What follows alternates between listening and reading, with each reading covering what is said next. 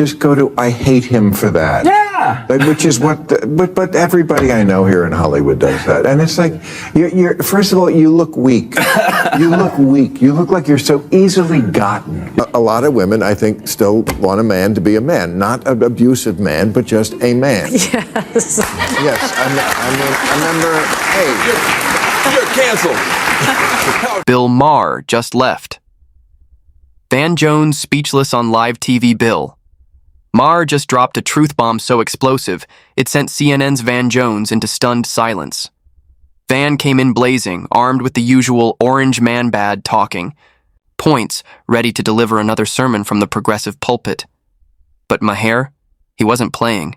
He flipped the script, firing off the kind of hard questions CNN wouldn't dare ask. Van fumbled. Bad. It felt like a rookie's first debate. And the silence that followed? You could hear it echo through the studio. Strap in. The panel think of Trump's stint as fry cooker at McDonald's. And it's, I already addressed this, it's like, they see him differently. I think it's brilliant. I think it's brilliant. Yes. I think when you have somebody who is a world famous superstar, who's a billionaire, et cetera, and they do something you don't expect, it's brilliant media. And I think we gotta acknowledge that this guy is beating the pants off of us with these so-called publicity stunts. It gets into everybody's feeds, and people who are not looking at politics will look at that. I think we just have to have more fun ourselves. We were having a great time during the Democratic convention. If we have more fun, if the Democratic Party is a party of fun, people will join it. We should be doing crazy stuff too. And if I might add one more thing. It's like, don't immediately just go to, I hate him for that. Yeah. Which is what, but everybody I know here in Hollywood does that. And it's like, first of all, you look. Bill Maher didn't just clap back.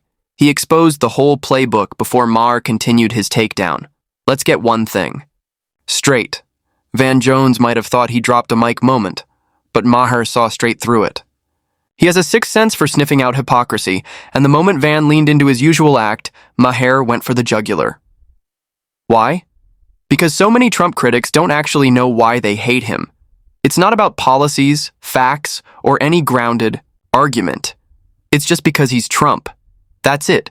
It's media-fed emotion, not critical thought. And as wild as that sounds, you almost have to pity them.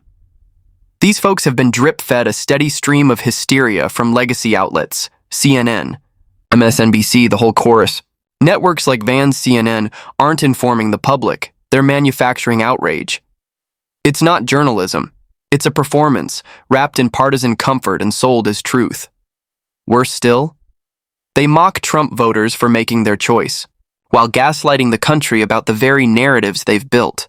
So when Maher calls out the theatrics, the groupthink, the hollow rage, it's not just shade. It's a full-blown reality check, and his message is clear. If your opinions are hand-me-downs from cable news and you get triggered like a trained parrot the moment someone questions them, you're not woke, you're being used. You don't look bold, you look weak. And Bill Maher, he's not letting that slide. You look like you overreact to anything. I think politics comes out of personality. I'm going to do something extensive on this one day, but personalities.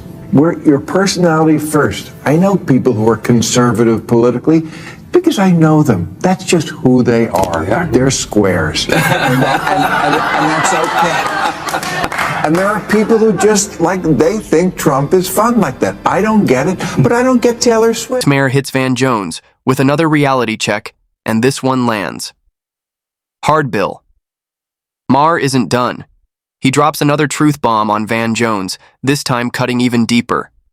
His message? We all have the right to make choices, and more importantly, the freedom to think for ourselves.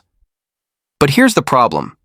Outlets like CNN and MSNBC have completely lost the plot. Instead of reporting facts and trusting viewers to draw their own conclusions, they've taken on the role of ideological gatekeepers, deciding what's acceptable to believe, who to support, and who we should collectively despise. That's not journalism. That's manipulation. The media's job is to inform, not indoctrinate. But guys like Van Jones don't see it that way. For them, it's about control, about advancing a specific narrative, no matter how biased or distorted. Their mission? Stop the Trump movement at all costs.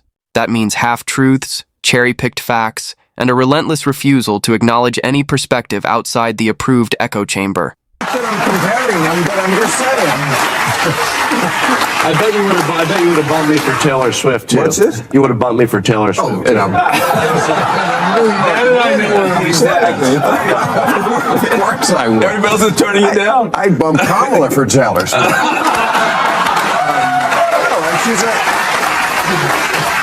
I'm just saying. Yeah, I agree with you. She's a classy person, and the success she's had, the influence she's had is amazing. I just, Not your cup of tea. Nikki Glaser was doing my podcast, and I was like, I don't get this, Nikki. You've been to 18 concerts. Tell me. And she's like, the music is so amazing. And she said, just watch the Eras tour. It's a 3-hour thing on Apple, I think. And okay, I just did not move the needle at all. This is not great music to me, but that's just me. I don't get her music, and I don't think Trump's jokes about Arnold Palmer's dick are funny, but other people do. It's not relevant. Van Jones cracks, and Maher's truth cuts through the noise, another truth. Bomb detonates, and you can feel the tension spike. Van Jones lets out an awkward laugh, shifting in his seat, clearly rattled. Classic signs of someone who knows they've just been hit by a dose of uncomfortable reality.